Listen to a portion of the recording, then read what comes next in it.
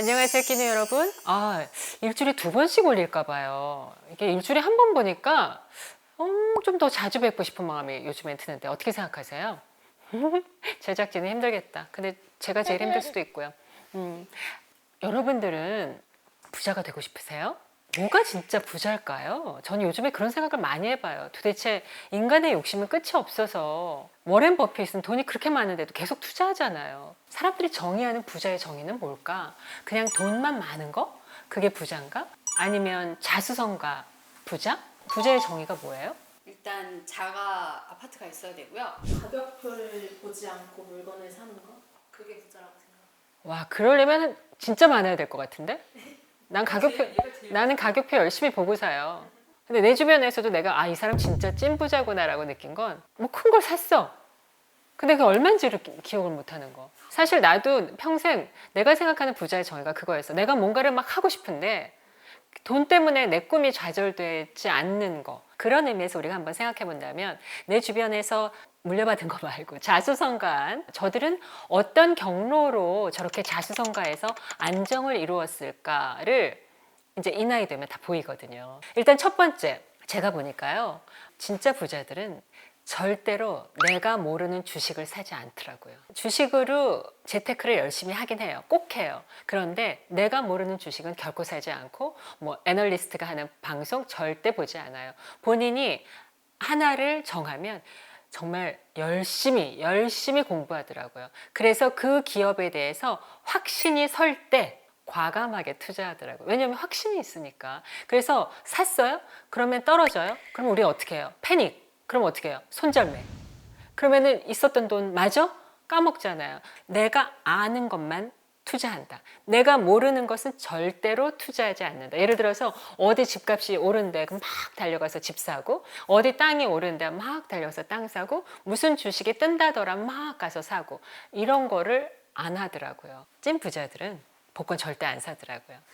그러니까 그렇게 요행을 바라지 않는 거죠. 물론 요즘에 보니까 우리나라에 요즘에 진짜 우리나라처럼 슈퍼카가 많은 나라도 드문 것 같아요. 우리보다 훨씬 잘 사는 미국에 가도요. 정말 저 차가 굴러가는구나 하는 차가 정말 많거든요. 내가 이 요행을 쫓아서 시간을 들이고 돈을 들이고 내 노력을 들이고 하는 시간에 나는 가능성이 많은 것에 내 노력을 더 넣겠다로 생각을 하는 이 마음의 자세, 이게 중요한 것 같아서 이제부터라도 그렇게 닮아보려고 하는 중이에요. 그런 의미에서 우리가 한번 생각해 본다면, 만약에 우리가 가끔 여러 명이 함께 여행을 갈 때 있잖아요. 뭐 국내도 그렇고 또 외국으로도 그렇고. 그러면 딱 두 유형으로 나뉘어요.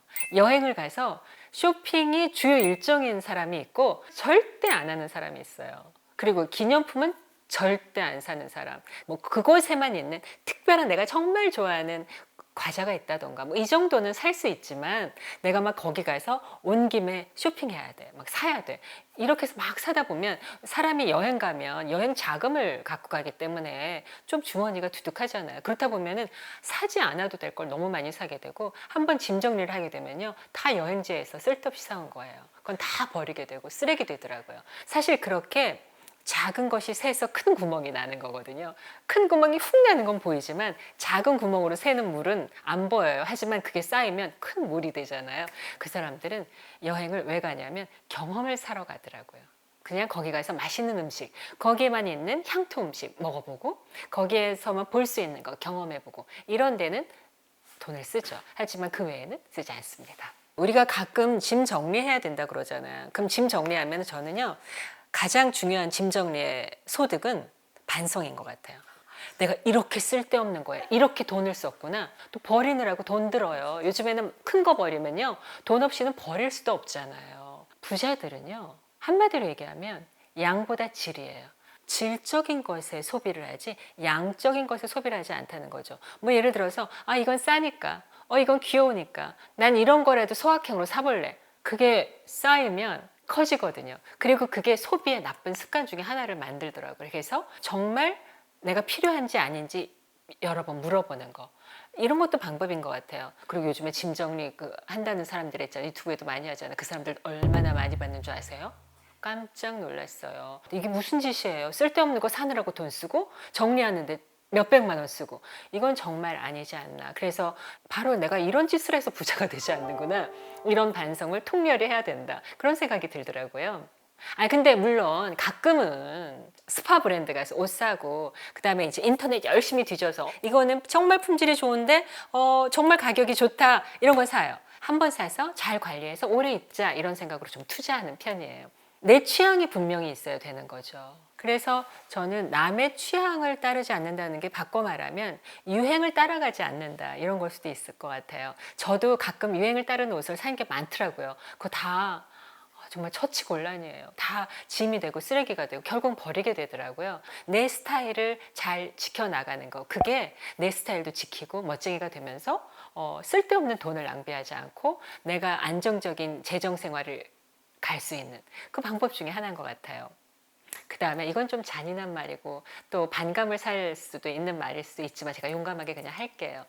진짜 자수성가한 사람들은요, 젊은 시절에 워라밸을 사지 않더라고요. 워라밸이 중요하긴 해요. 정말 중요하죠. 정말 중요해요. 인생에서 이렇게 균형을 맞춘 삶 정말 중요하긴 하는데 제가 보니까 인생에는 그 시기마다의 중요한 포인트가 있는 것 같아요. 그 시기마다 해야 할 숙제가 있더라고요. 10대부터 20대까지는 반드시 배움이 있어야 해요. 습득의 시간. 제가 예전에 제 책에도 쓴 얘기예요. 10대부터 20대까지는 죽고 나서나 열심히 공부해야 돼요. 그때 학생들이 워라밸 생각하면서 하다 보면 공부가 모자란 거죠. 그때 습득의 시간을 놓치면 계속 고생하더라고요. 그래서 10대부터 20대까지는 습득의 시간이 있어야 되고 또 20대부터 40대까지는 축적의 시간이 있어야 돼요. 그 축적이 내가 공부한 그 지식을 더 다져서 경험과 섞어서 내 것으로 만들고 내 능력으로 만드는 축적. 돈이라면 내가 열심히 벌어서 쓰기보다는 저축.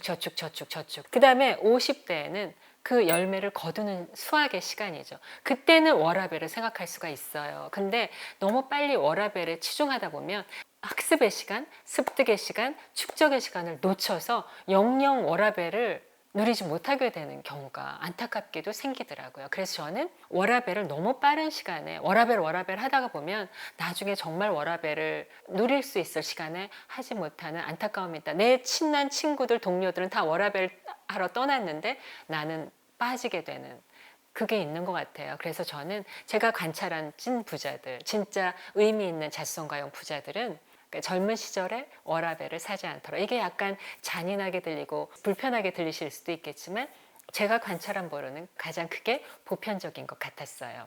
제가 오늘 말씀드린 부자라는 것은 일확천금이나 금수저나 이런 것을 말씀드린 건 아니고요. 자기의 노력으로 내가 원하는 만큼의 재정적 안정을 이룬 사람들을 꼭 말씀드리고 싶어요. 여러분도 빨리 열심히 일하고 목표를 세워서 여러분이 다 이렇게 좀 안정적인 편안한 그런 마음이 되셨으면 좋겠어요. 다음 시간에 봬요.